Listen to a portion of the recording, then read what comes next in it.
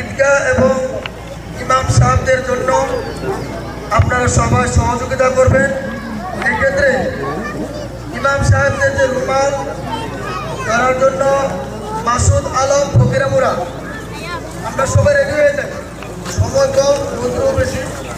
মাসুদ আলম ফকিরামুরা, হোসেন মিয়া বলছলা, আপনারা দুজনে একটা الذين يلونهم ثم الذين يلونهم والسلطان ذل الله في الأرض من أهان سلطانه فقد أهان أنفسنا ومن سيئات أعمالنا من يهده الله فلا مضل له ومن يضلله فلا هادي له ونشهد أن لا إله إلا الله وحده لا شريك له ونشهد أن اللهم صل على سيدنا ومولانا محمد عبدك ورسولك وصل على المؤمنين والمؤمنات والمسلمين والمسلمات وبارك على محمد وأزواجه وذريته. قال النبي صلى الله عليه وسلم من العلماء المسائل: أعوذ بالله من الشيطان الرجيم.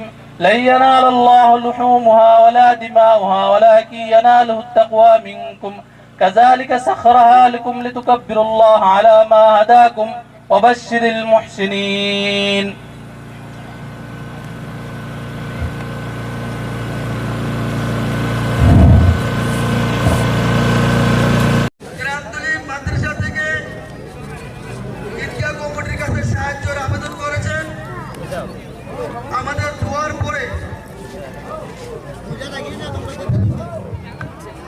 আমাদের দোয়ার পরে ওই মাদ্রাসার শিক্ষকগণ থাকবেন, আপনারা সহযোগিতা করবেন।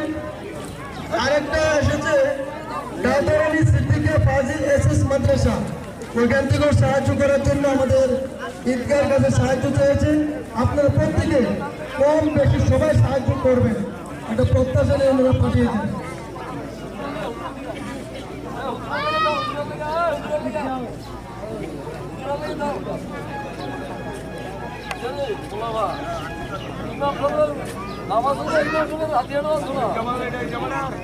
আপনারা প্রত্যেকে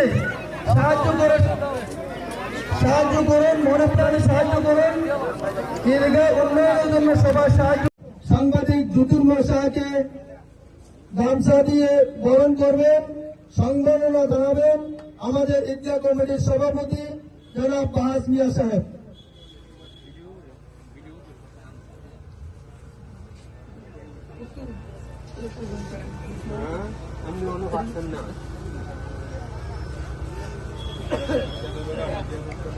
উত্তর দিয়ে বরণ করার জন্য যিনি আজকে নামাজ পড়িয়েছেন মাওলানা বুরহানুদ্দিন সাহেবকে আমি অনুরোধ করছি।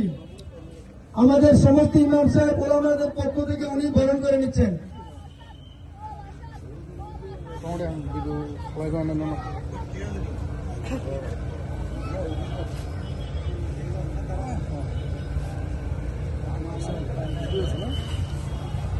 বিশ্রামগঞ্জ এসপি অফিস সংলগ্ন বিশ্রামগঞ্জ কেন্দ্রীয় ঈদগাহ ময়দানে অত্র অঞ্চলের 8টি মহল্লায় সম্মিলিতভাবে আমরা ঈদুল আজহার নামাজ শান্তিপূর্ণভাবে আমরা আদায় করেছি।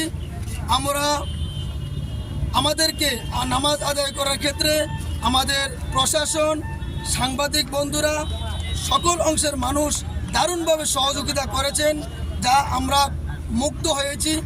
আমরা আজকে ঈদুল আজহার ময়দান থেকে রাজ্য তথা দেশবাসীর উদ্দেশ্যে এই বার্তা দিতে চাই।